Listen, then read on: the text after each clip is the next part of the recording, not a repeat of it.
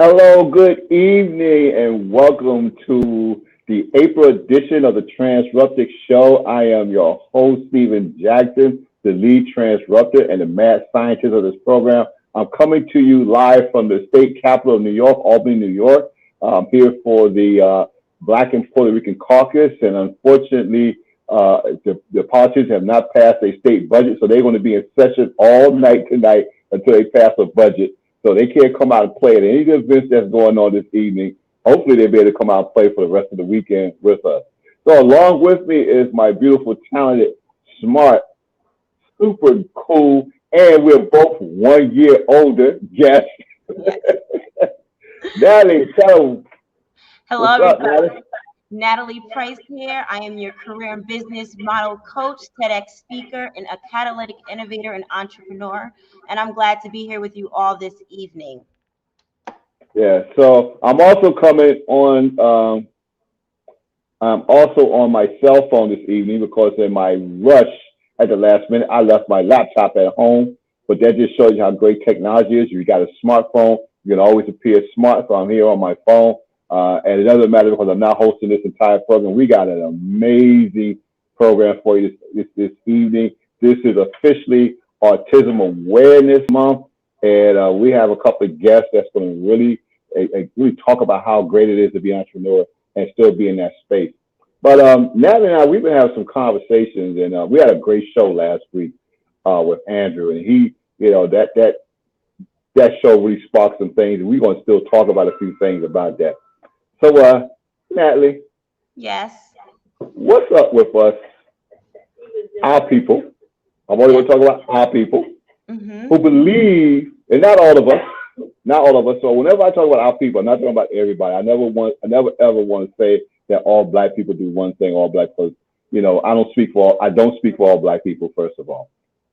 But I've come across a number of of our people who, even those who've been in our entrepreneur workshops, who believe that it's wrong for them to be wealthy. What's up with that? Listen, I think they're getting wealth confused with rich, right? So wealth to me is like it covers all aspects of our life. It's just not only financial, but financial is an important part of it. Being rich just might be money, cash rich for the moment, but nothing else around it. I think that we have to approach wealth as like a wholesome approach so that it's a healthy thing, if that makes sense, right? Because we know plenty of people with a lot of money, but they're destructive, right? They're not. It's not like the money does any good for what for them or what they do, right? So I think it's more important that we're more aware of a healthy relationship with money to be able to be wealthy. Oh, so that would explain Biggie when he was talking about, when you get more money, you get more problems because he was related to rich. Right, Kurt? It's real, yo. I ain't exaggerating at all, man. The more money you make, the more problems you get. And jealousy and envy is something that comes with the territory, man. A lot of people, it's just negative energy, like my man Puff said.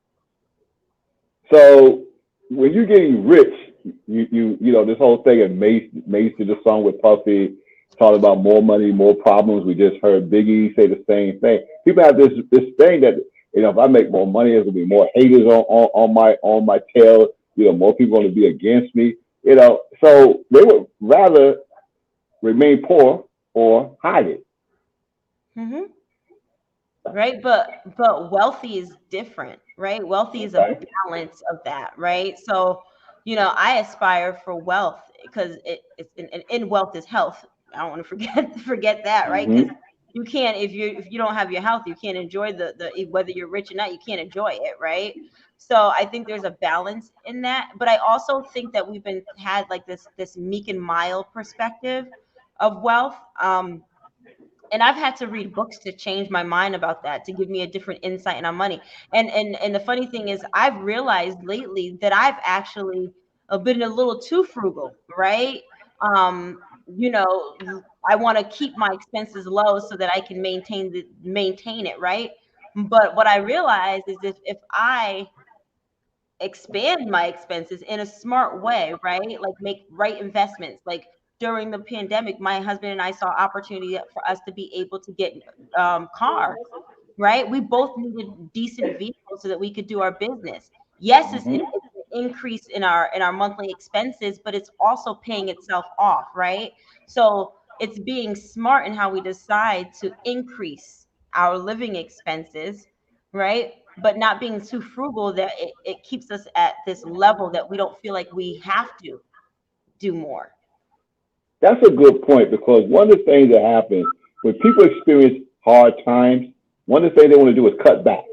They want Mm-hmm. to decrease spending. They want to stop treating themselves good. And that's pretty kind of like the opposite of What? what you really should be doing. Like businesses, they would teach you that the one thing, businesses have a number of businesses have a problem sometimes with hard times and they cut their marketing budget. That's one of the first things they cut, which is like the wrong thing to cut because you need to be out there marketing more because your competitors will be marketing more. And so I look at it the same way. I don't look at stuff as an expenses. I look at stuff as an investment. So if I invest in something that's giving me a higher quality, then I feel I can go out and make more money with it. I mean, that's the reason why I just moved into a new location because I am paying, probably a third more than what I was paying where I was at. But this location gives me more visibility Mm-hmm. and allows me to entertain better to gather more money, to make more money. So I like to look at things as an investment, not so much to say it, because we say it's an expense, you're ready to cut it. When things don't look so good, you're ready to cut it. But when I look at it as an investment, I'm looking to level up so that I can go out and make more money to pay Mm-hmm. for that. Exactly. And I think as entrepreneurs, the way that that backfires on us, and whenever I say us, that means I've experienced it, is that we fail to invest in ourselves, right? So I think for a long time, I Mm, took too long to invest in myself, right? I would be like, $1,500? Never. That's just too much. I kept calculating that in rent, light hmm payment, right? And I wouldn't even entertain the opportunity, right? But recently, I've been more freely been like, "Yep, I'm gonna drop those dollars," and I make it back faster, right? Because it's really an investment. So I no longer say to myself, "Oh, I'm not gonna make that investment. I'm not gonna do that $5,000 training," because in my head, I understand how much I can make back on that investment over and over and over again. One time, $5,000. I can make that come back to me by billing out my clients appropriately for the certification and the service that I'm providing. That is so true. And you touched on a very important point. When something is not tangible, it's difficult for people to see the value into investing in it. And that's been one of the issues that the leadership community has always had, is because they're selling something that is not tangible. It is something that is, you learn, you grow from it. They have a hard sell with that because there are a group of people who do not see the benefit from it because it's not something they can put their hands on or it's not something that they can hold. So they don't see the value in it. They don't see the value in investing in themselves. And that is so key when you invest in yourself, when you're taking coaching, when you're doing coaching and leadership training, these things pay off immediately. So I've always learned, I mean, I was taught very well to learn that it's important for me to always level up and get and hire people to help me level up. Hmm. I don't think that to do everything myself. I'm not into this situation where, oh, let me go see what I can learn from this person and try to emulate them. No, go hire a coach and let them teach the proper ways of doing it. That's what I've always done. I've had a number of coaches over the years and still got coaches. Even when I'm coaching people, I'm going to always have a coach, to help me along to get to the next level. Hmm. Yeah, I don't think people realize that. I don't think that we realize that in order to get to those levels and to level up and to get to to scale, you have to be able to have the coaching, right? I like how Andrew put it last week. It's called your board of directors, right? Who is your board of directors? Who's the people that you can call and they can give you the coaching and move you along? And I'm going to tell you, those are not usually like your friends, right? They're not usually your friends. You don't trust your friends to know enough to help you out. they're not. It's a different realm when you're talking about your board of directors in a way, right? You may have 2 or 3 friends, but everybody serves a different purpose, right? For me in business, I have business colleagues that are friends that I go to that for that advice, but I'm not going to certain people who don't have that experience for that advice. Understandable. So what we want you to start to take away from this is, A, we want you to think about investing in yourself because it always pays dividends. Stop looking at living a better lifestyle as an expense and look at it as an investment to help you level up. Sometimes it makes sense to take something you may think that's out of your reach, because now you're going to work harder to make sure that you can attain and achieve that. And if you have, and you're working on a plan, that becomes even better accomplishment. So we want to get away from this whole thing that more money is more problems, because that's what you focus on, that's what you're going to get. Me, I see more money as more opportunities to do more things to help more people, to create a stronger economy. That's how I see raising more money. It's not about problems. It's about me focusing on the opportunities that come with that. That's one of the reasons why I'm up here in Albany, meeting with senators and assembly people, for the simple fact that I can now support them. That those are those who I want to see back in office or get into office. I can support their campaigns. I can provide more services in the communities, get them known about, and they could assist us with bringing the creating the laws that we need to make it more profitable for us to be entrepreneurs. So, but once again, it's an investment. It's not an expense. I think it's more money, more responsibilities. It's just the truth, right? You make more money, maybe you buy a bigger home and you have a bigger light bill, and that's just more responsibility, right? It's just more responsibility. Maybe you have to more. I just think it's more responsibility when you make more, when there's more money to deal with, right? Just talking about Andrew last week when he said he got his first $100,000 check, you got to be responsible and say, what's the next step at a higher level? And then all of those feelings of money start to play, right? And you have to fight it to get to the next level of attracting that money. It's kind of like a test. Right. So understand, when you talked about that first one, it made me think about that first big check that I got and the responsibility that comes with it. So remember, money is a tool and it requires you have a sense of responsibility. So, it's kind of like, it's interesting because when we talk about the loan program that we have going through Transruptic, one of the things I did, I asked my VP of finance to put in some sort of controls so that we know if someone is taking a loan to pay for equipment, that it goes to paying for the equipment. We have seen people who get their first big check and do everything wrong with it. I remember there's a story out there about Shaq when he got his first big NBA check, and he just went hog wild and just purchased a whole bunch of stuff. It was actually someone who cared about him, sat him down, and really told him what he should be doing with his money. I think Shaq now has about a good, at least minimum 250 franchises at minimum. Now we're talking about someone who has serious wealth and generational wealth they will be able to pass down to his family, children and others, in his circle. But if he had went on that same roller coaster that he went on when he got that first check and no one actually talked to him about utilizing how to use money as a tool, investing and leveling up, he would probably have been broke. He probably been another sad story of a pro athlete that is now penniless. Once the big checks are gone, there are pro athletes who live check to check. Imagine that you get like $150,000 every 2 weeks, and you live in check to check. I can when your rent is $15,000 a month, right? And so there is. So Curtis, you want to bring that video up real quick? I think we should. I want to talk about let's just watch it real quick, and then we'll have a quick discussion about it. I'm not mad that the founder of the Black Lives Matter movement purchased a $6 million home. Why should I be upset?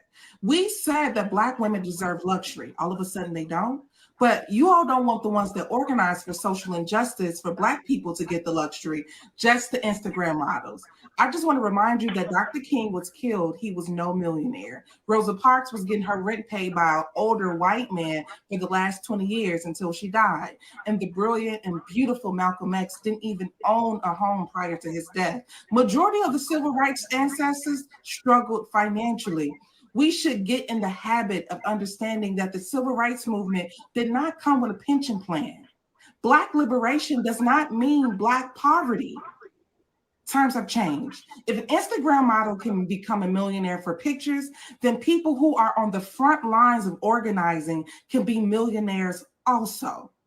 Also, let's keep in mind the hashtag of Black Lives Matter has been entered on IG alone 27 million times. So let's not have negative energy towards the organization because no one of these women did not kill a Black person. These women coined a term surrounding social injustice to the point marketing agencies and Fortune 500 companies use the word matter countless of times in ads since Black Lives Matter was created. These women deserve a big home like any other person in this country who has been responsible for creating something. And remember, Black lives matter before they're dead. Black lives matter when we are alive, and Black people deserve to live well. I'm Madam President with a Z, and Black lives matter. I thought that was well said.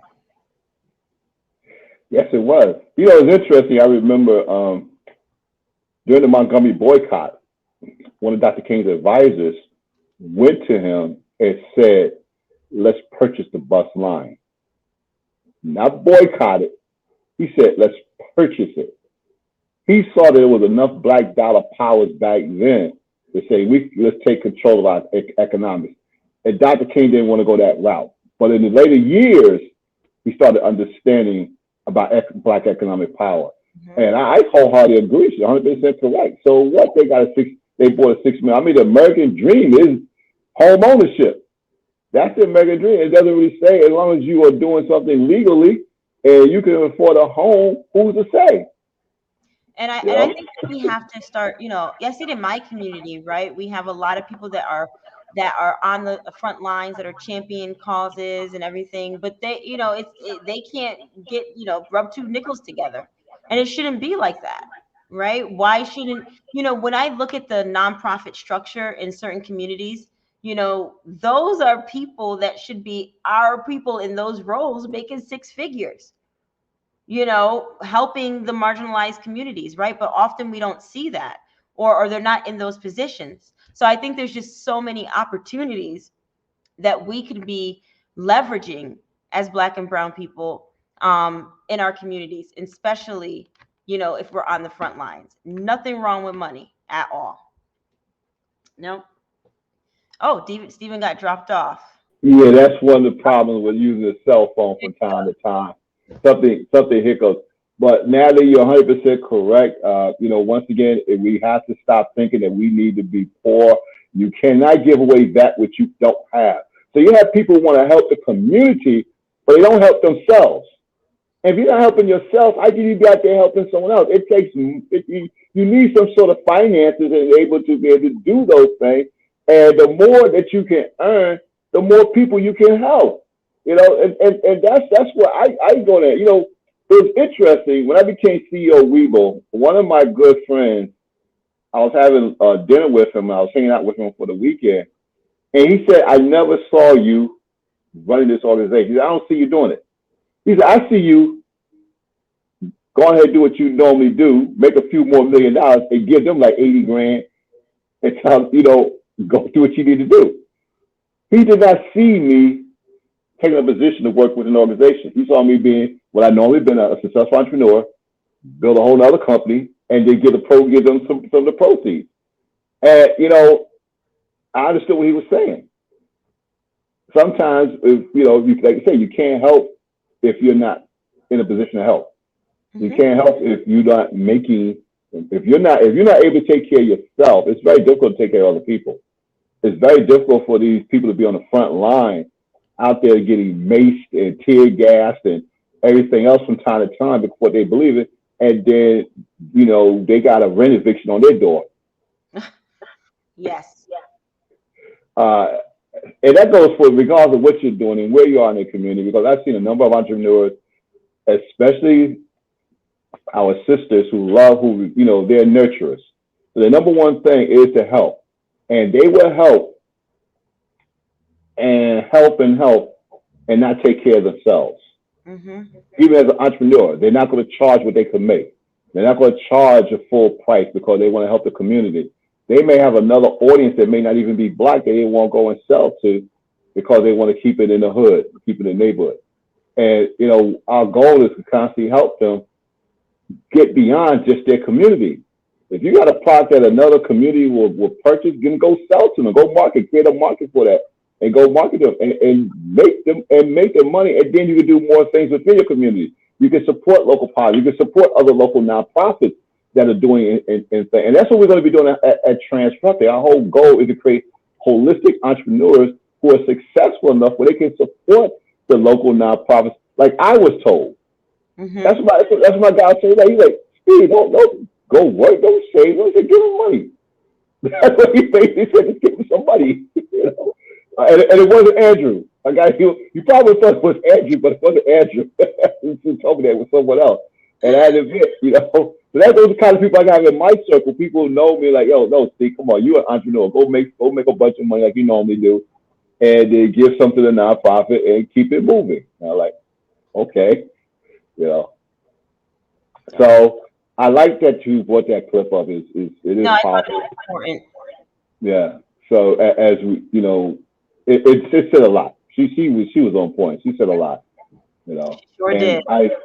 I think also, God, I don't want to open up this can of worms because I'm going to. But we know there is a place that Black people go to where they consistently see the head living a very luxurious life, and those who contribute do not. And they think that they're paying some sort of penance and all this other stuff. And I'm not going to get into it, but I'm here to tell you, ladies and gentlemen, there's nothing wrong with paying yourself first, paying yourself 10% out of your paycheck first. Pay yourself first. Don't sit there and pay bills first and give money to everybody else first. Somebody got to be a smart behind and put up there what I don't want to say. So I'm not gonna call them out by name because I have my own things about spirituality and things like that. And I don't want to get into that because we're talking about how to be honest, making money. But the same way how you've been taught to support these organizations, support yourself. Yep. Pay yourself first. Get your 401k or whatever it is that you got. Put money away for yourself. But to get out of the habit of paying all bills first. Yes, it is important to pay bills. Bills are paying the behind. He doesn't leave your life once he enters it. But there's nothing that says he has to be paid first. If you're working hard for your money, you should be putting away some money for you first and then take care of Bill. Yep. Okay. Bill, you should not be sitting there worrying about the leftovers. You should not be working for the leftovers. You should be working to enjoy life. And just the one thing I want to end with in my closing comment is one thing that I like lattes from Starbucks, and people will always say you need to cut back on how many lattes you have. No, that is my self-deserve. I deserve my daily latte. I don't care. You know what? Know what that means? I need to make more money, and I've already calculated how many more clients I need to take on for my latte addiction. So instead of thinking, to contract, I decided to expand. You're on mute. Yeah, host been muted. I don't even want to talk about the amount of money I spent this week. So I had my granddaughters with me last week, and then I went back to Savannah with them. More lattes, right? And because I haven't spent a lot of time with these two granddaughters, we ended up in the outlet mall, and I ain't gonna say I contribute to it. We went kind of crazy. I mean, I got Transruptic themed Oakleys. Okay. I got a pair. My daughter got a pair. I'm quite certain when the host when my special guest daughter see those, I don't know if she saw them yet. She go, I think it's a pair for her too. But we just had fun, and I didn't count the money. I did it because like I said, it's money. It's a tool. It's made to be enjoyed. And that's exactly what I did. And I gotta admit, man, one granddaughter, she done got a Coach bag for me. So she got a Coach set. She got a bag, pocketbook, purse, everything, change thing. Got every store I went and got something from. She basically got something out that store I too. love it. With the Nike. I love going to Nike. I mean, I don't mind going to Nike store. I got a daughter who, I'm on the family plan. I get 40%. I get a discount through her. So I go to Nike store. I get some shirts. She gets a jacket. But we just have fun, and we have fun the entire week, just doing things. And it's not about how much money was spent, because I look at it once again. I go out there. I work a little hard. I close a few more deals, and I make more money. That's how I look at it always, is the ability to put myself in a position to make more money. Even if you're working at a job, once again, there's abilities for you to level up, learn new skills, level up, get so valuable at your job. That you can tell them, hey man, I know too much. I gotta go somewhere else to make more money. There is always opportunities for us to level up and get bigger. So we have come to the end of our portion of this program, and I'm really excited about what we're going to do next. So I want to introduce my daughter. She's the VP of Leadership Development for Transruptic, but more importantly, she is my daughter. Hey Tia, how you doing? Hi everyone. Wow. So Tia has been an advocate, a serious enemy combatant when it comes to her getting the services she needs for her son and my grandson Gray, and Gray is living a great life as far as I could tell. I mean, he has access to services and programs. He's just being his best self. I mean, he is exploring different things. He just like how we all got the opportunity to explore the things that we want to do in life, and and just be a kid. Just be a kid with with worlds of possibilities. And I love that T has been able to do that. But more importantly, by her taking on this responsibility, she has learned a lot about how the systems work, how to get things done. She's been a speaker for many others in the autistic community, and helping them. She has a handbook out. You got a handbook out too, right? It's coming out. It'll be out before the end of the summer. Well, before the end of the summer, or just in time for back to school. Yes, to assist to get services. So it is my honor and my pleasure to welcome the host for the rest of this evening, my daughter, Tia Jackson. Tia, show is yours. Yes, I'm taking over. So I would like to introduce my special guest on this show, two women, Kelly Braun Johnson and Tiffany Joseph. These ladies are both autistic and parents as well as entrepreneurs, and I'm so happy to have them with me tonight because I really want to talk about what it means to be autistic, neurodivergent, and entrepreneurs, which is something that I don't feel like is talked about a lot. So for those of you who may not know, autism is classified as a neural disability, and it characterized as people who have problems or issues interacting socially, and they also may have academic issues. They also may have relationship issues just with the way they communicate. So we all can go look at the DSM-5 and Google what autism spectrum disorder is. But today, I really would like my guests to share what it means for them to be autistic. So Kelly, in your own words, what does it mean to be autistic, or the newer term neurodivergent? Well, first, I just want to say thank you to Stephen and Natalie and Tia for inviting me, for giving us this space and amplifying our voices, because we're often not heard. So I'm so happy to be here. So for me, I wouldn't say that neurodivergent is a new word in terms of, it's not replacing autism. Autism is a condition that goes under this whole neurodiversity umbrella. So I use both terms. I also use disabled. I use disabled and disability. I'm perfectly fine with those labels. I don't have any stigma or issues attached to that. I have a lot of different identities and a lot of different titles that I use. So I don't want to go too much into like definitions, but just to say that all these different labels that we do have, if the person feels that they identify with that and they want to take pride in that, that there is a community of us out there who are proud to be openly autistic, to be disabled, or to be neurodivergent, and we're here and we're doing things, we're getting stuff done. Thank you. Tiffany, what does it mean to you to be autistic/neurodivergent?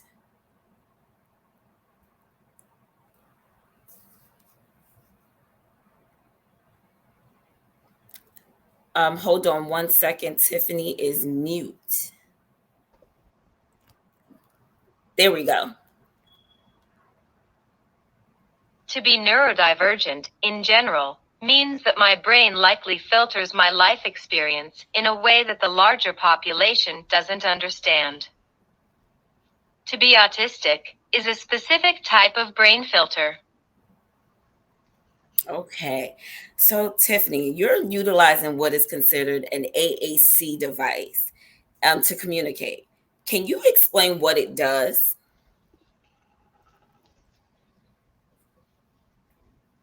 AAC, which stands for Augmentative and Assistive Communication, is really communication that's not speech.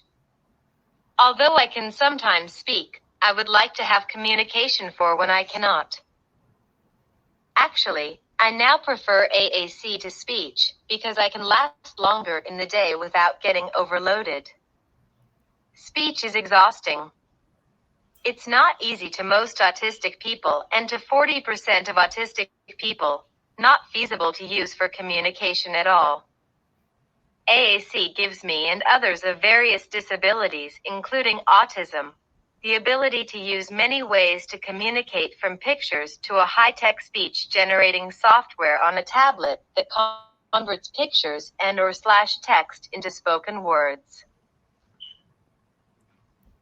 So, what challenges do you face when utilizing your device for your own business or in social situations? Because my business is helping families and professionals use AAC better, I rarely have challenges with using AAC in business. Over the course of the pandemic, I have pretty much ironed out the crinkles of using AAC online, in Zooms, on Lives, etc. In social situations, I also generally don't have many issues because my friends and family are used to my various forms of communication. At the same time, I have a much easier time communicating with them anyway. In regular public situations, it's a challenge to use AAC in public. It takes time to type, and most people don't want to wait, or they will try to guess what you are saying and constantly interrupt. Or they assume I can't hear them and start speaking to others instead of me, including my kids, even though I am clearly an adult and can type to communicate. I wish people would wait and let me finish typing my message without interrupting.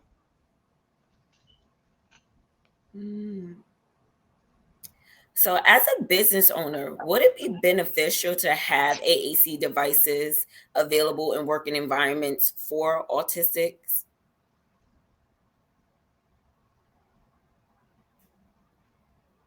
Yes, I really think these should be readily available in all public locations or businesses. Not just high-tech systems, but also boards with the entire alphabet, symbols, and certain common phrases available everywhere. That would help communicators who can't read yet and who can't speak English. Having the alphabet helps communicate literally anything. But having a tablet at a stand isn't a huge expense and should be a priority for accessible spaces. So both high-tech and low-tech options can be used in a very inexpensive way. In fact, a friend of mine from Autism Career Pathways is now certifying businesses as sensory, autism, and neurodivergent friendly spaces. Having multiple and accessible ways to communicate is a part of that certification. I love that. So thank you so much, Tiffany. I know for a lot of people that was amazing to hear, because sometimes we don't take the time to just listen or wait.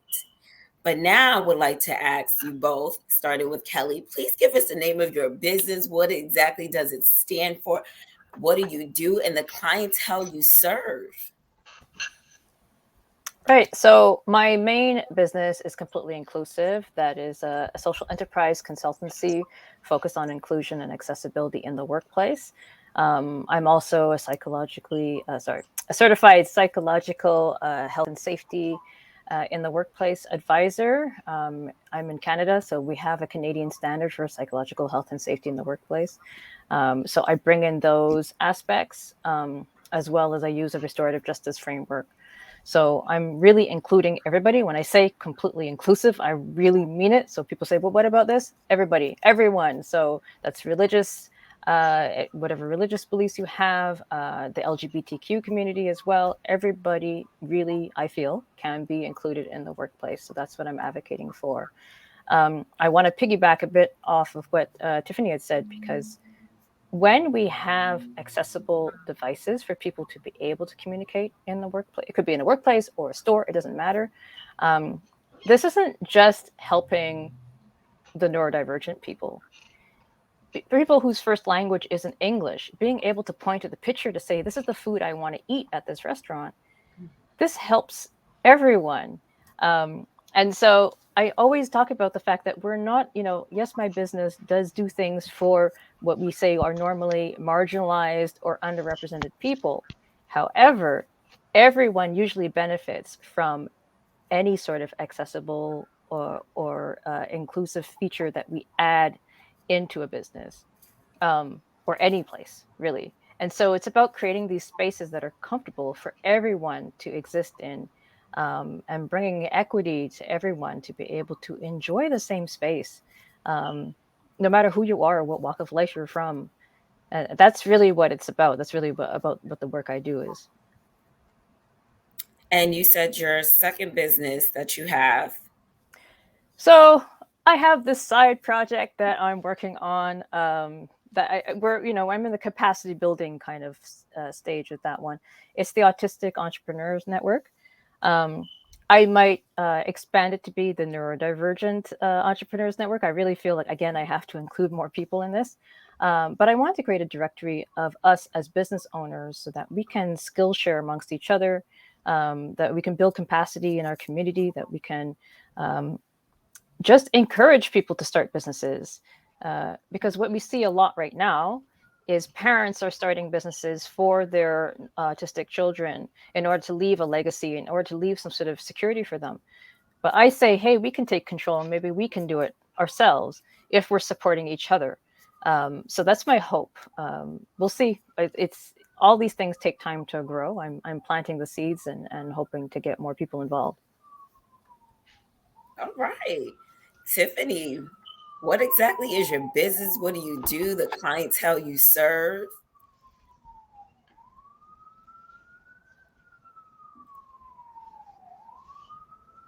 The name of my business is Nigh Functioning Autism.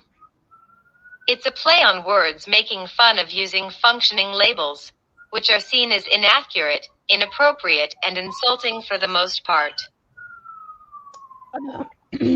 So,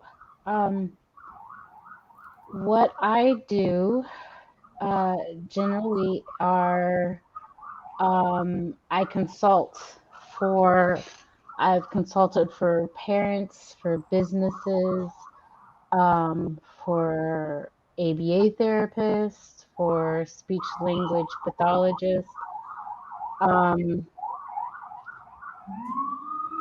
Any questions they may have about neurodiversity affirming practices. I have some parents will get like an IEP or some recommendation from like a doctor or something, and they just want me to look over it. And The thing I do the most is help parents whose or teachers who have students and children who need to learn how to implement AAC and other communication challenges. Being a parent, a practitioner, and an autistic person, I have like a my foot in very many doors. So the communication piece is what I teach the most. So, Kelly, I'm going to jump to you for a quick question. You had a book, How to Parent as an Autistic. And I want to know what made you write the book and also what led you to becoming a business consultant? So I started with the idea of the book of how to parent like an autistic, um, with the assumption or hope, or I don't know, I don't want to see. I wish there was some research behind it. Um, I had this idea that children, autistic children that are parented by autistic people, end up happier and more accepted, having a better sense of self and identity, than if they were parented by a neurotypical person.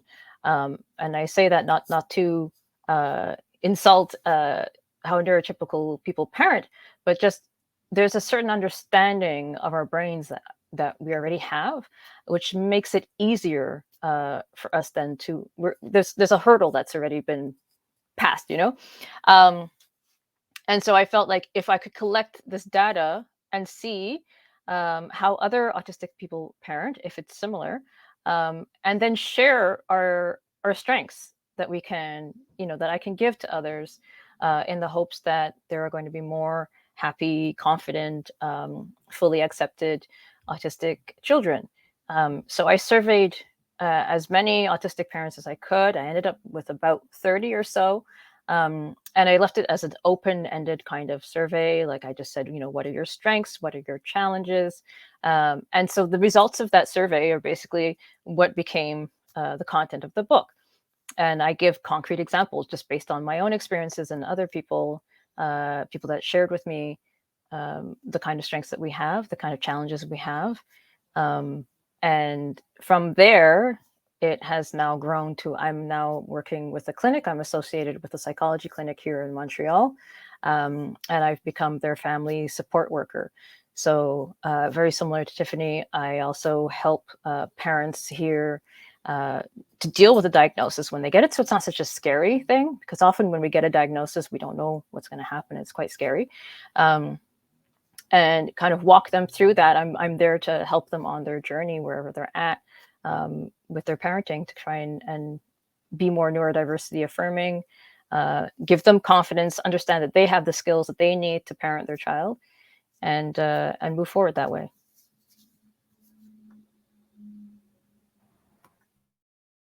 Tiffany, so my question to you is what led you to become a parent advocate and coach, not just for parents, but for speech pathologists and teachers and helping in that realm?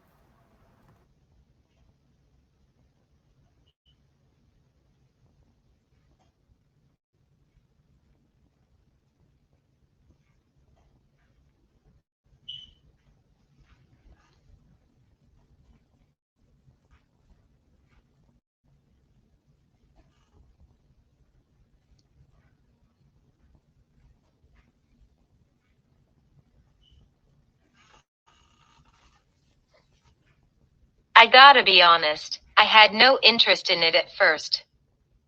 But I kept having parents or therapists direct message me on Instagram or Facebook and ask me if could sit down with them over Zoom for an hour and they would give me money. After several sessions, I thought to myself, oh wait, I can do this. I can use this as a form of income. I had no form of income before this due to seizures. I like your transparency and vulnerability. Like, look, I wasn't interested at first, but I'm glad that you are, because you have also been one of the people who I've reached out to several times for my own son. And I just want to say you've been a blessing. So thank you. You have no idea. So moving on, I have to ask you both, because clearly you can go work for other people. What made you actually look into or become entrepreneurs? Like, why entrepreneurship? Kelly, I'm going to have you go first. So, you know, it's nice of you to say clearly we could work for other people. I mean, I have worked for other people. I didn't get diagnosed until I was in my 30s, actually. So, before that, I had a stint of different jobs that, you know, here and there, you know, what wasn't necessarily all that great. It depended. Um, I actually, right out of university, because I was struggling so much, I didn't think I could work for someone else. So I started my first company then that I ran for 4 years. That was teaching English as a second language privately. Um, and so I did that because I didn't think I could work in a company. I just didn't think it was possible. Um, and then I started working part time. My father was sick, so I needed some sort of stable income to take care of him. Um, and then I kind of transitioned back into the corporate world, and I did that for quite some time. And then I just became kind of jaded with things. I was tired of making profits for other people, and knowing that working in a corporate world, that I'll never get the kind of recognition or being able to do the kind of work that I want to do. That was really my passion. What wakes me up, gets me up in the morning. And it was actually my son that gave me the idea to start my current consultancy.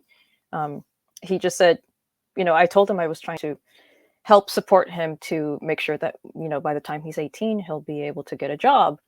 And I wanted the path to be easier for him. And at the time he was 8, and he said, well, Mom, you've got 10 years. What's the problem? So like, it's so easy. So I took that confidence that he had in me, and I took that gumption of a child, and I said, well, you're right. I can do a lot in 10 years. I might as well start now and then see what happens. And so I did. I did keep my corporate job for about a year as I transitioned into full time on my business. But yeah, I'm floating on the hopes and dreams of of my son in that sense, but I'm living my passion. I feel like I am now doing something in the world that is going to be useful, that is going to make the path easier, not just for my own children, but for everyone else around me. And I'm hoping that this will create waves, that it will change all of society. We need we need a safer society for our children. We need to be safe from police intimidation, um, not just because of being Black or people of color, but also just presenting differently. My child walking down the street, flapping and skipping is not a threat, but can be perceived that way at times. So I'm trying to create a world where I feel that if I start with the businesses first, every employee of that business will take something with them when they feel included and safe, and they start to have this attitude of, hey, we can do this for other people. And that will hopefully spread out into all of society to become more inclusive. That's again, it's my dream, but only time will tell how far we can get with this. Tiffany.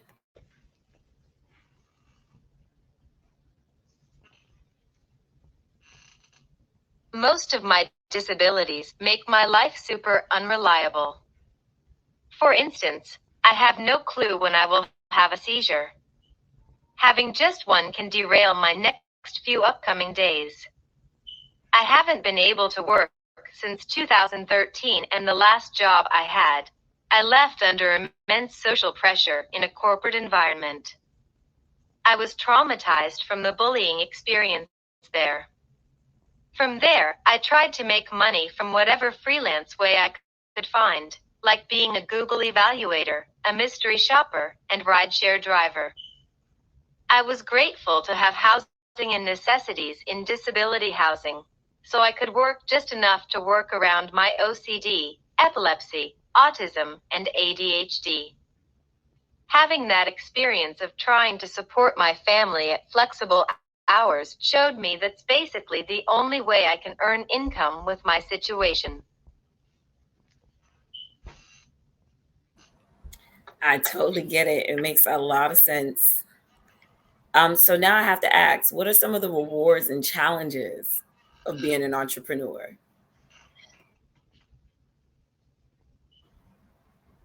I'm gonna let Kelly go first so Tiffany can come up and use her device so she can give us her answer. So some of the challenges. I'm alone in my business. I would love to have a partner, but just hasn't materialized yet. So when you have to do everything yourself, or you have to find the people that can help you get what you need done, that can be a challenge. For me, I like to have different tasks and do different things with my week, with my time. I like being able to manage my own time. But at the same time, I can't stand paperwork. I don't like filling out forms. I don't particularly care for doing accounting, even though the money is important. I find these tasks kind of very tedious, and I find it very hard to find somebody that I can trust that can do those kind of paperwork organization things for me. So that's what I find is the most challenging out of everything that I have to do as an entrepreneur. And what about the rewards? Oh yeah. Well, I guess the rewards is being able to manage my own schedule, being able to work um, around my own brain. I actually wrote a post just on LinkedIn yesterday about not being able to brain, having these days where we have this very inconsistent productivity. And not that people have to be productive all the time, but the fact that sometimes you sit down at your desk to work and it's just not going to happen today. That doesn't work when you have a boss that's waiting for results. um, I'm able to manage my tasks and my time and my energy, as well as care for my children, and I can do this at home, and I can work when it's best for me. um, I sleep in quite late, so I'm usually not up before 9 or 10 a.m., which in the business world does not fly. Um, and then I'm there with my kids, and I'm making sure that my kids are good. And then, we make dinner, and I usually have the evening free. So like now is my time.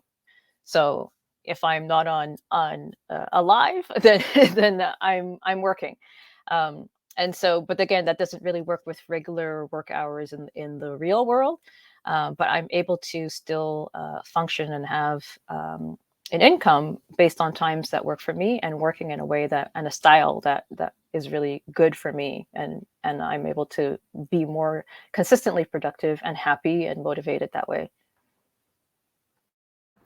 Thanks, Kelly. Now over to you, Tiff. What are some challenges and rewards of being an entrepreneur?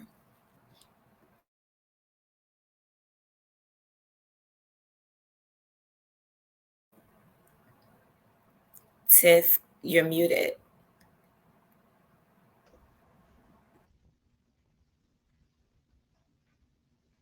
A lot of the challenges come from families and autistic people in my own community who refuse to respect me as parent, even though my children are older and I have parenting experience right alongside my experience of actually being autistic.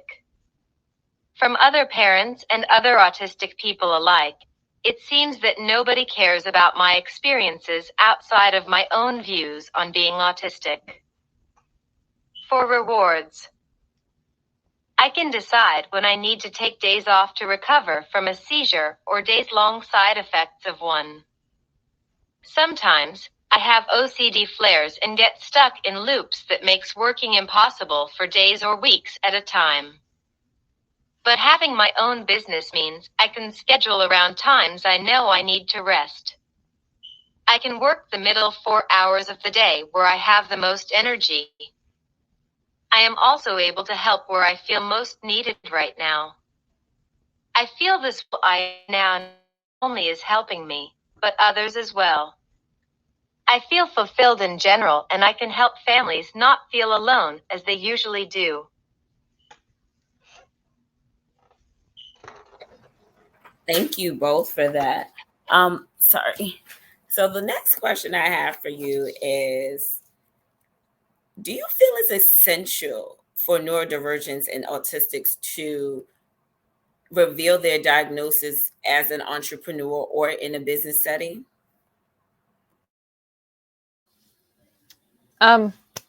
So I get this question a lot. I get this question actually a lot from young people entering the workforce. So if we just go with stats, okay, we know that 67% of people with a disability do not disclose in the workplace, and so that's all disabilities, all included. And there's reasons for that, right? There's stigma. There's stigma associated with all, whatever you have.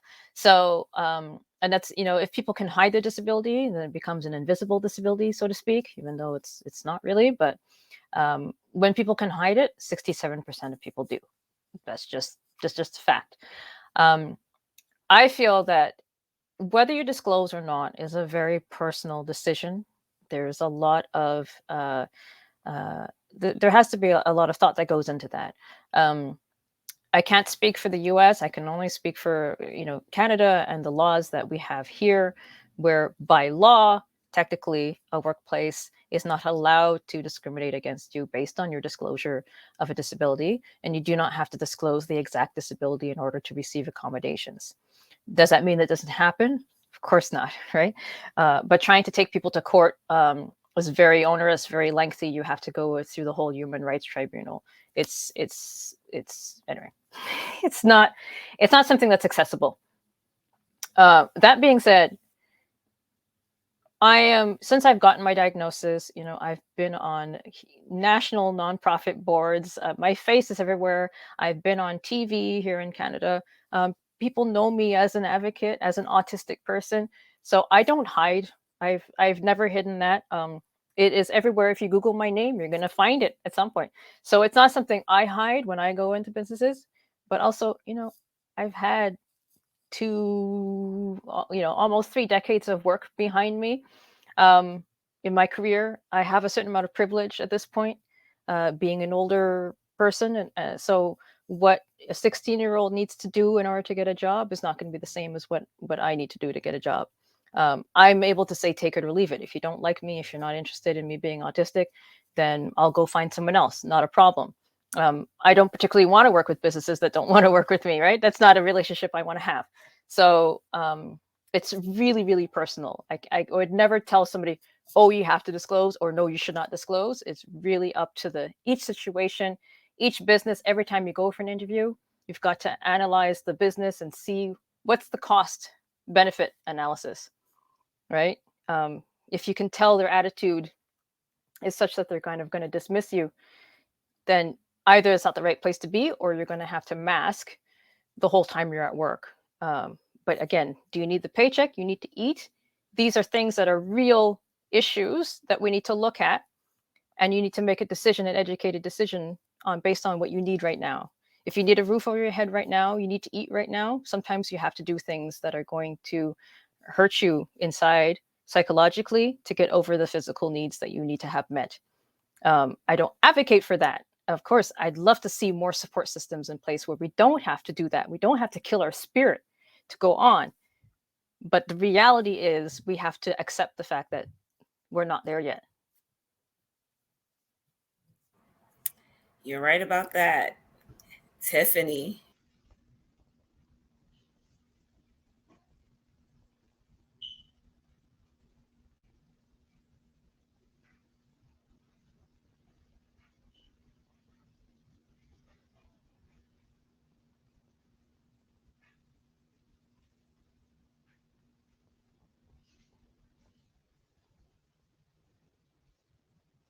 I will preface this by saying that since my entrepreneurship is built around my disabilities, it is essential.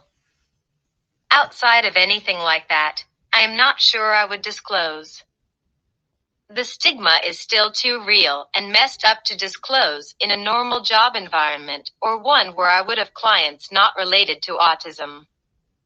Outside of the general autism community, I usually only face stigma, stereotypes, and discrimination. Yes, I've heard that a lot. And it is the reason why I wanted you ladies here tonight, so we can really talk about how do we get to a place where we have less of the stigma and more of the appreciation that we're all human and everyone is different, right? We all have something about us that makes us different, whether it's a tick, whether it's a stutter. Difference is okay, right? But yet we still don't feel that. Like, even with this month, I see so much of it. But I love what you represent, and I just love the fact of what you're doing. So now I ask, for employers, both entrepreneurs hiring and corporate America, what is some of the advice you would like to give them when it comes to hiring neurodivergents, other than making sure they have accessible communication like an AAC device? So I really advise, and this is what I do in my consultative work, that they have a long-term strategy. It has to be, we can't tokenize us, okay? You can't just take us and plop us in and be like, well, we've got one of those now, so we're good. It doesn't work like that. You're putting us into a toxic environment.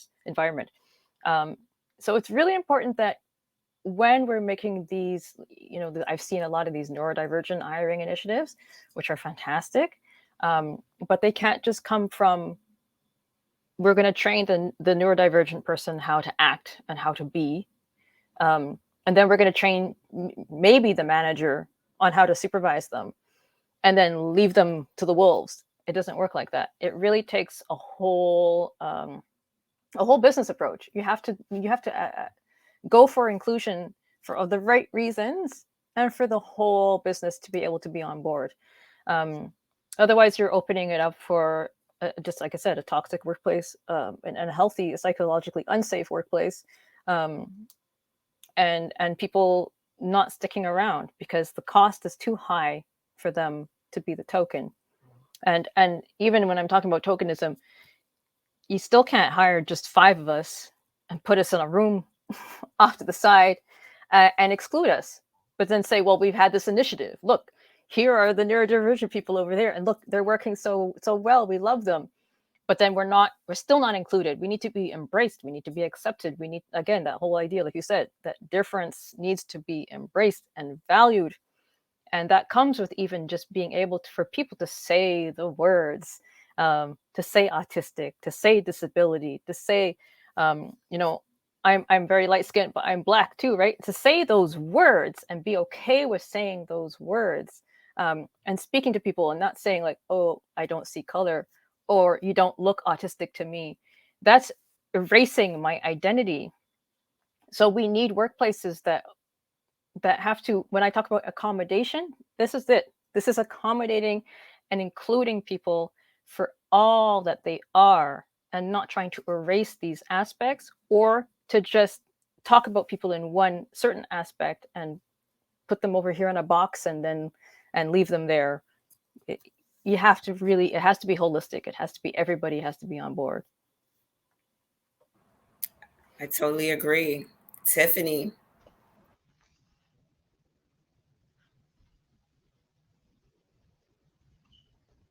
Before inviting neurodivergent people to your space, please make sure that space is friendly for us. I don't mean just the practical easy stuff, like lower lighting, no loud smells or vents or things like that. Those are great.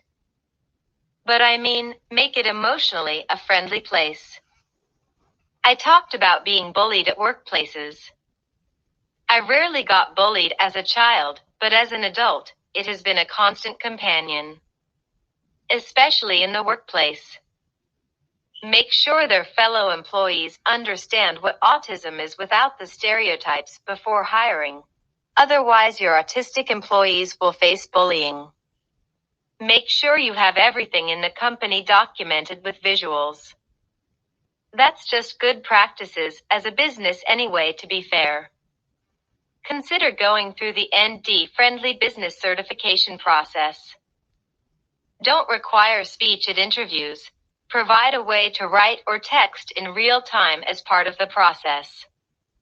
Send the interview questions ahead of time so processing on the spot doesn't have to happen. Consider hiring someone that can act as a liaison or a social guide or a point one within the team. Someone that can introduce everyone and explain things and be a trusted person during the interview period to first few months of the job or beyond. Please hire non-speaking autistic people who use various ways to communicate. They have amazing things to contribute, but need more help with body control. Accommodate that. Don't think it's too hard before you even start. And lastly, don't pay us less. Being disabled is expensive. Transportation costs more. We have more equipment and medical expenses, more therapies, and less time to put hours in. But that doesn't mean we are worth less, nor should we have to exhaust ourselves or put our lives at risk to work. Find ways to accommodate disability and maximize ability. It's easy to get in the mindset of production equals worth. There are hidden benefits which actually equals earnings that will improve when a company accommodates more diversity and inclusion of all humans. Well said, Tiffany. Well said. I took some pointers there myself for Transruptic for the future. So I now want to move into the young adults. I see a lot of young autistic neurodivergent individuals, and they are telling us what they will accept, what they will not accept, and how they want to be respected. So what advice, tools, and techniques would you give to young autistic teens and adults that are looking to become entrepreneurs? Dream big, go for it. I love to see it. I love to see the younger generation coming up better than we got it. That's fantastic. I'm not jealous at all. I'm very much like, if we can again make the path easier, I'm so excited to see it. And I've seen also people in their 20s now going into the workplace telling me that they've never experienced bullying like I did. And that they're perfectly happy with who they are, and like you said, they're telling it. They're telling workplaces, you have to take us. If they want to start a business, then you have to have your support group around you. So that could be family, but it can be friends, it can be mentors. I've really advocate a lot for mentors. I love mentorship. I always feel that you should have a mentor who's at least 10 years older than you and another one 10 years younger than you. You've got to stay in tune with what's going on. And so find your support people. Find people who are cheering you on, not the ones who are telling you no. And follow your passion. So whatever it is that gets you up in the morning. I know there's a great autistic entrepreneur who's fantastic at putting together IKEA sets. So that's what he does. He goes out to people's homes to put together their IKEA furniture for them. He does it faster and easier than most people. He does it by himself, so you don't need to even help him. He knows it, and he's probably been doing so many of them that it's 2 seconds for him, right?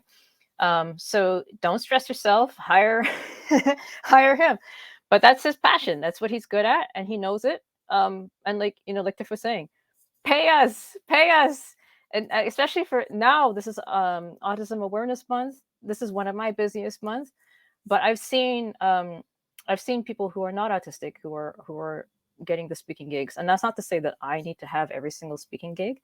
There are so many of us autistic advocates who are out there speaking that you can't make an excuse and say you couldn't find one. Take it from us, learn from us directly.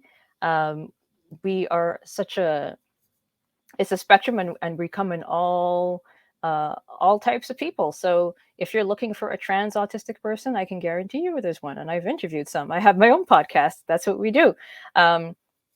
It doesn't matter what intersection you're looking for. We're out there, we're ready. And so I love to see the youth that are much more accepting, I find, than I was even 20 years ago, coming out there and like I said, planting the new seeds, growing their own businesses.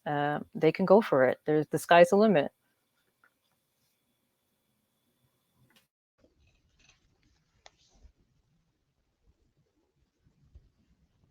Make sure to understand and document your systems and processes to make your life easier and make it easy to delegate or hire help. Make everything as easy, as automated, and as efficient as possible. For things you have a hard time doing, see how you can offload those things to save energy. Realize that things will go wrong at different stages because growth causes you to notice some bad processes and you will have to use new ones. Decide now that you will make mistakes and have problems. That's a part of growth. A big part. The right mindset is important. Knowing to keep going is one thing to set in your mind up front. Use social media to help your business scale up. Use your community and ask them for help.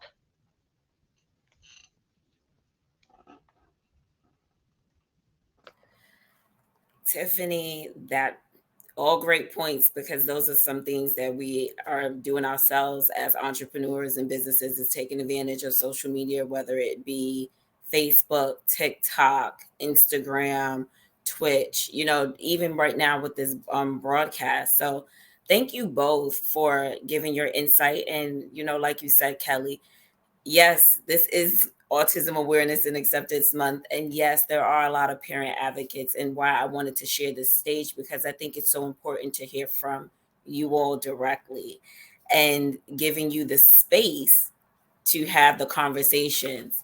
So it is one thing I want to ask. Is there one thing or anything you would like to inform or want the audience to take away from tonight's conversation? For me, I don't know if there's just one thing, but I think what's important for people to remember is that different is not wrong. It's just different. That's it. And don't read anything else into it.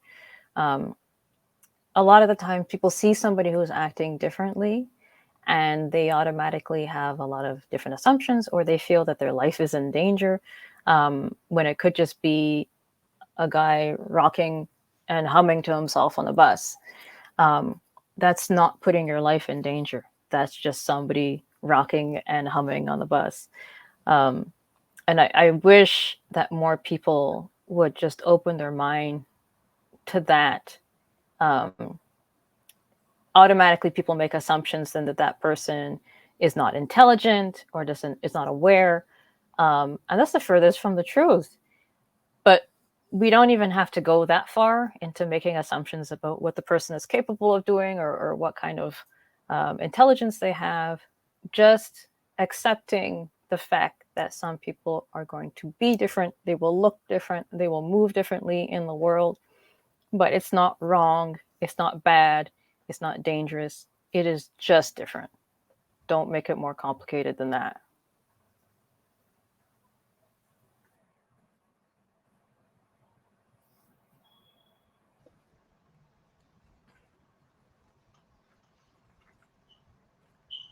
One of the biggest issues with disabled adults, especially autistic adults, is housing and income. Pay us for our work. If it is relating to an expertise, consider hiring us again or passing our information on to others. Recommend us. Autistic people, more than any other disability, are least likely to be employed, and when they are, mostly underemployed for skills and education. Having social and communication differences causes more issues with getting and maintaining employment. So hire us. Hire our businesses. Help us reach out to others to promote ourselves. And don't forget to hire non-speaking autistic people too. If you need expertise about a disability, hire a disabled person with that disability. Whether it's for questions, art, film, etc.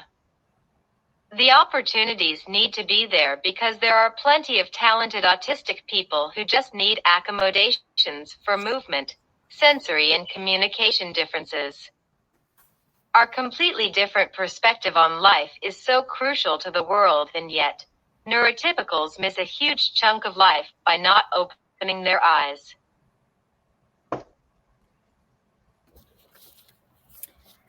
Thank you. I'm not finished. Oh, sorry, Tiffany. That sorry. It's important that people understand that people who can't speak indeed can understand and hear them. They do have dreams, goals, and hopes for their lives beyond someone deciding their day's activities for them. They can communicate with years of hard work, but it's not if, it's just about when. We need to make that when as soon as possible for everyone. And if that as soon as possible isn't now, then it's too late. So true, Tiffany. I that leads me to say this. Like, I consider myself my son's advocate. But when it comes to the autistic and neurodivergent community, I consider myself an ally because I don't speak for you. I speak for my son. I speak alongside with you. And my son who's on the spectrum, I think it's important to hear and listen from not only your voices as the adults, but the young teens that are now speaking out about how they want to be accepted, treated, and respected.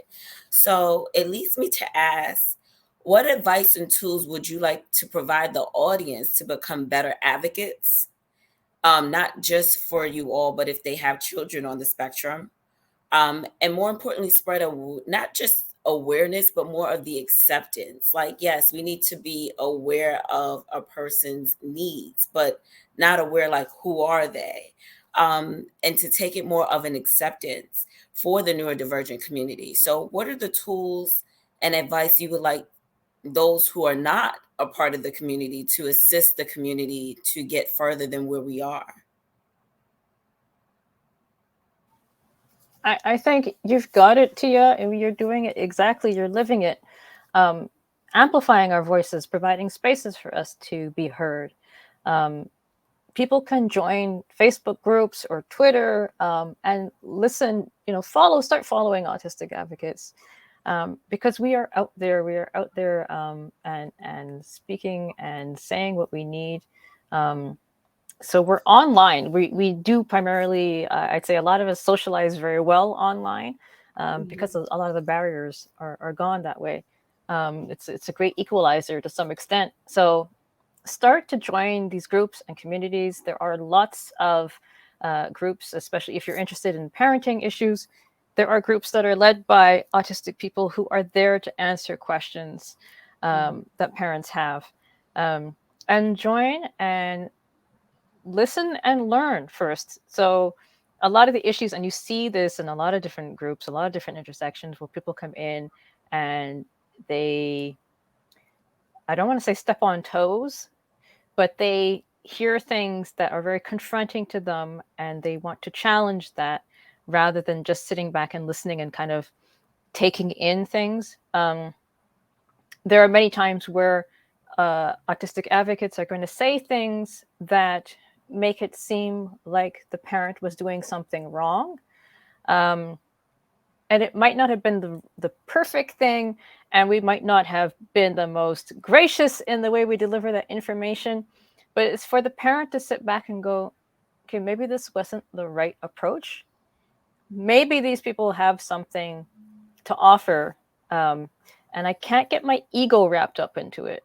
Mm-hmm. I think the most important thing that a parent can take away is to say, when I know better, I do better, right?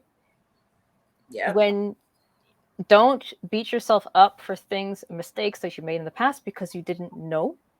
When you do know, and when people are saying, hey, this is what works for us, or this might try this, it might be better.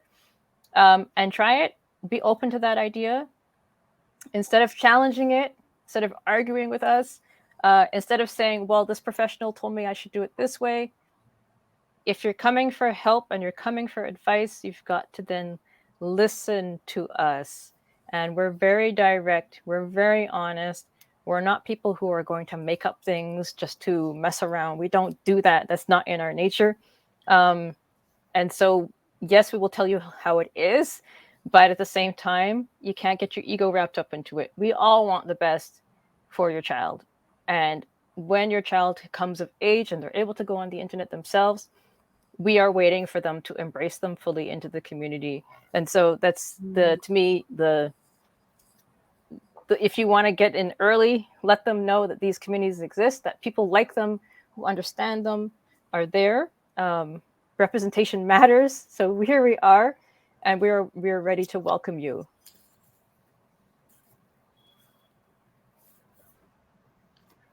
I will say, I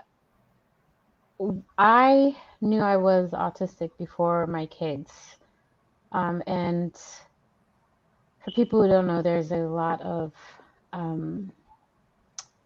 division between parents and autistic adults. And I kind of didn't understand the parent side before I had my kids. And then I started searching for what parents see. And it's like there are two completely different worlds from what autistic people will find if they search, and what parents and the public will find if they search. So it's like two different, vastly different worlds. So as a parent of autistic children and as an autistic person, I would say that there are more things that we agree on, and whether you're an employer or you're looking to hire or to find information about autistic people, don't just look up what a parent would see or somebody from the public who doesn't know about autism. Also, try and find where we hang out and see what we are dealing with, without saying anything, of course, because you really have,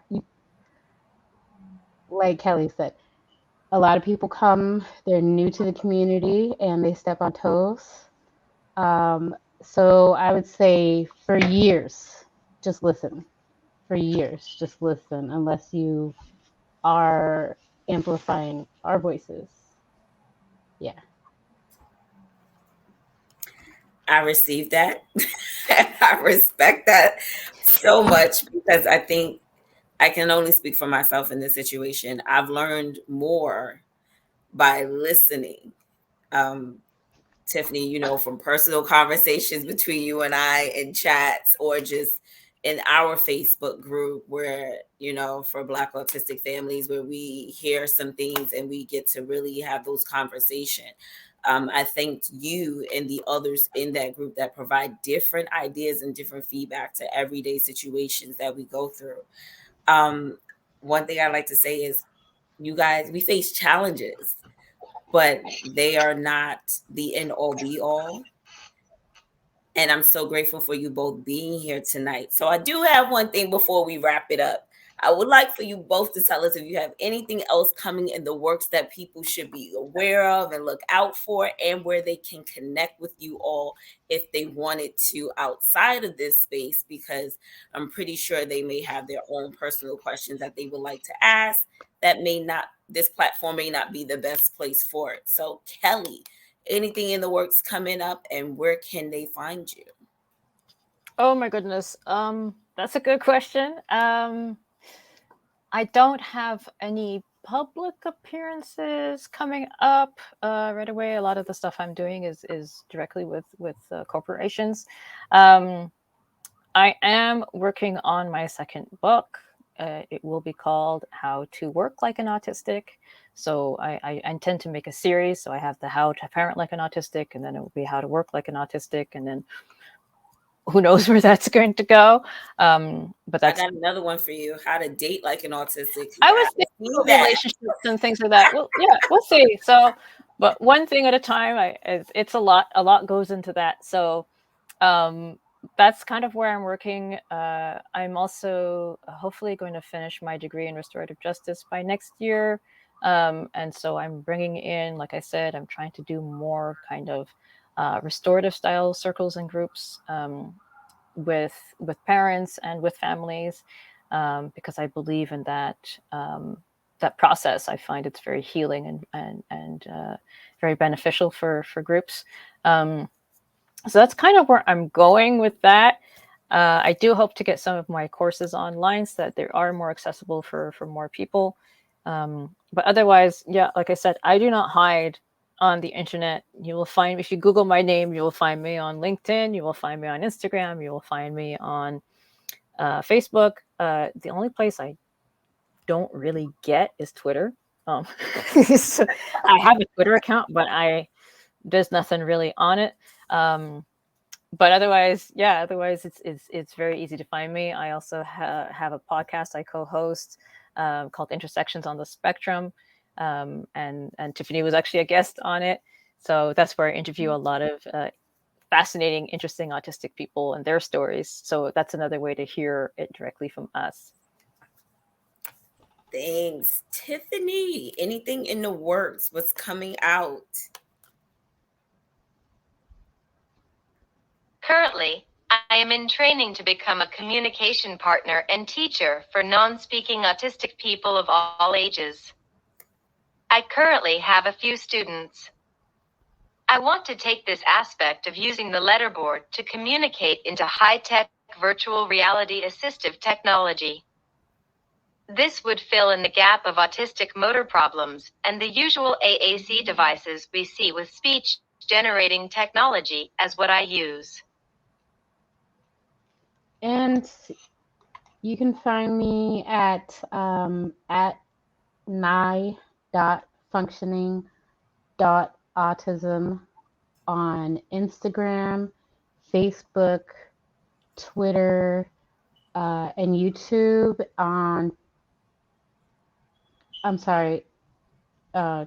Twitter is at 2_funny. And I have a website that actually I this is part of the entrepreneurship stuff, because my website it had to reload something, so this week it hasn't been working, but so that's one of the scale problems I was talking about. But so my website is www.nyfunctioningautism.com. And what I'm really using right now is LNK, like L, like L, N, like Nancy, K, dot bio, bio, slash autism. And that's where you'll find most of my stuff online. Yeah. Gotcha. So I want to thank both of you ladies so much. Tonight has been very informational, not only for the audience, but for myself when I think about Transruptic and the state of it and what we're going to be doing when it comes to leadership courses. And I do see a partnership in how we need to be more inclusive as well in filling that gap. So I want to thank you both for your time, for giving us, this valuable information, and more importantly, for what it is that you're doing for your community and for the children that are coming up under you all. This has been amazing as always. I just want to say thank you.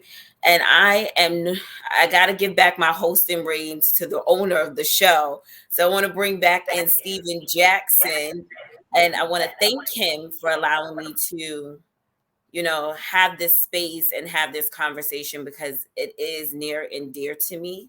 I love my autistic son and I wouldn't change him for the world. So thank you for allowing me to have this space and to broaden it with more people like him. So back to you. Well, first of all, I got to thank you because this has been eye-opening, enlightening, and mind-blowing.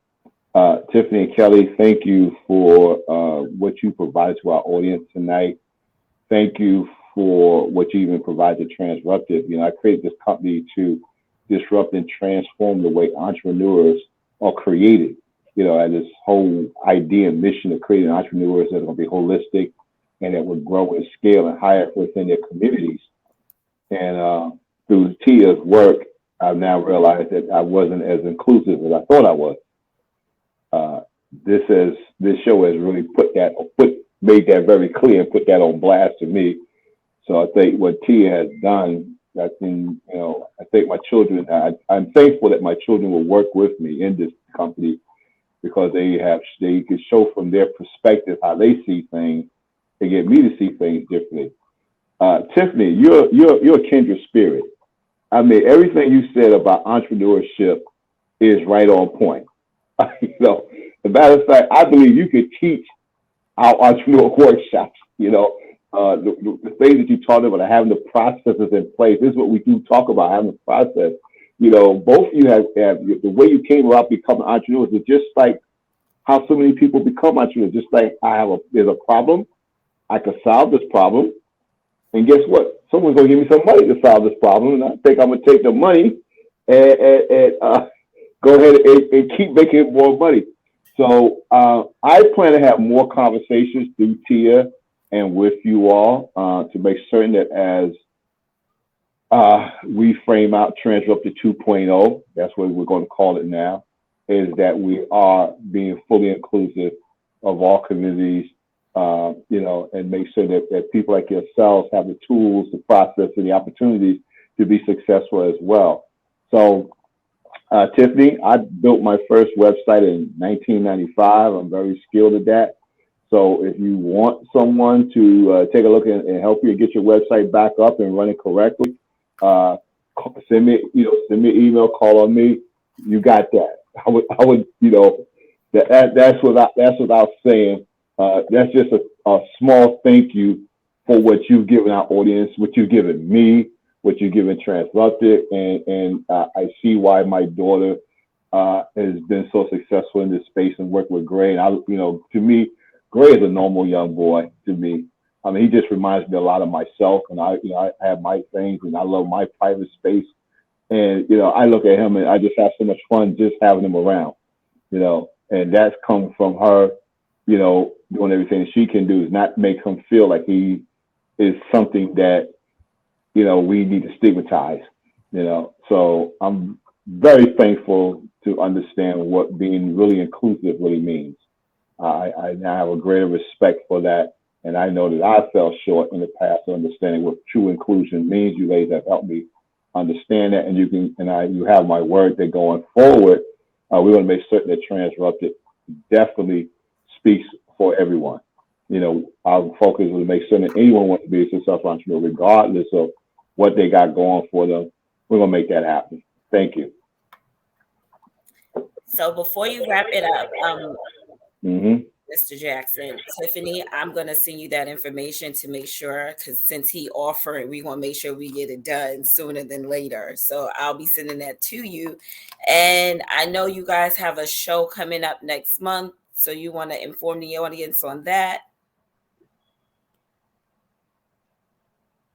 Oh, you talking about me? My show next month? Oh.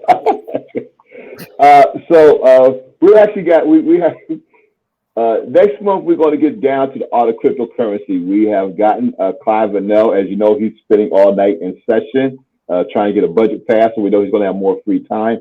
So we're going to bring in Clive Vanell, who we talked about bringing him in the last time he couldn't make it. And we're going to be doing that show. It's going to be on cryptocurrency. On June, we're going to be talking about, once again, the state of entrepreneurship. We're going to have we're going to have a couple of other entrepreneurs who are going to be talking about their experiences and what it took for them to actually become entrepreneurship. and we're going to be talking about the official launch of the first Transruptic cohort. We are preparing for that, and our first we got a pre-schedule coming up the week of May 21st, in which we're going to invite some of our select guests and friends who actually experience what Transrupting is going to be about.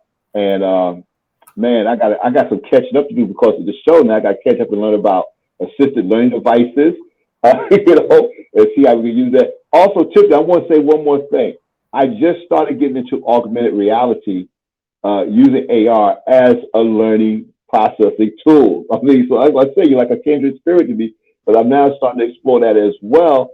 To say this may be to create those type of virtual worlds where we can really teach entrepreneurship, and not so much on how people, the written word or watching videos and stuff like that. You actually had to go through the processes. So I'm getting excited about doing that as well. And I think that's going to be our August show. Our July show, we're going to have Dr. Stacey Grant. She's going to be talking about faithpreneurship, faith-based companies, faith building businesses based upon your religious faith. Okay. So I thank you all for being with us this evening. This was an amazing show. If you enjoyed it, spread the word. Let us, let other people know. We will have the replay up very soon. And to everyone, once again, thank you all. And please have a great evening. Have a healthy and safe week. And whatever you do, have some fun doing it. Okay? If it's not fun, it's not worth doing it. Thank you all. Good night. Thank you. Thank you for having us.